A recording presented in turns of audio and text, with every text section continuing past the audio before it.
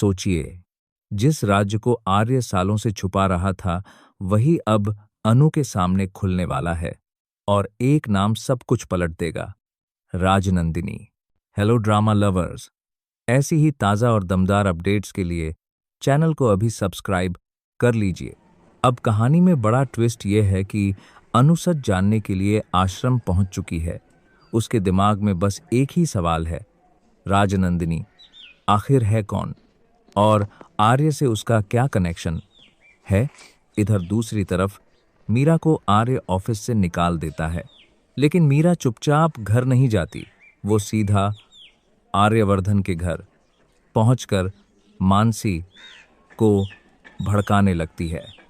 मीरा मानसी से कहती है, आज मुझे निकाल दिया, कल ये तुमसे कंपनी और सब कुछ छीन लेगा, और अगर तुम बीच में आई तो ये तुम्हें हटाने के लिए कुछ भी कर सकता है, यहाँ तक कि तुम्हें घर से भी निकलवा सकता है। ये सुनते ही मानसी गुस्से में आ जाती है और मन ही मन तय कर लेती है कि अब वो अनु को आसानी से नहीं छोड़ेगी। अब मानसी हर्ष से कहने वाली है कि मीरा को ऑफिस से मत निकालो और उसका ट्रांसफ़र भी रुकवा दो, क्योंकि कई फैसले अभी भी हर्ष के हाथ में हैं। उधर ऑफिस में अनु एक फाइल पर मीरा के साइन कराने आती है, लेकिन उसकी दोस्त कह देती है साइन नहीं हो पाएंगे, मीरा का तो ट्रांसफ़र हो चुका है। अनु उस समय खुश और एक्साइटेड रहती है। उसे लगता है शायद आज आर्य कुछ खास बोलेगा, लेकिन तभी उसे सिस्टम में एक पुराना इनविटेशन कार्ड दिख जाता है और जैसे ही उसमें राजनंदिनी का नाम नजर आता है, अनु के पैरों तले जमीन खिसक जाती है। अब अनु को शक होने लगता है कि आर्य और राजनंदिनी के बीच कुछ छुपा हुआ है।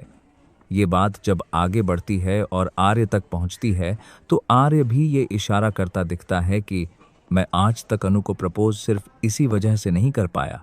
अब असली सवाल ये है, आश्रम में राजनंदिनी से मिलने के बाद क्या अनु और आर्य दूर हो जाएंगे, या फिर सच सामने आते ही सारी गलतफहमियां खत्म हो जाएंगी?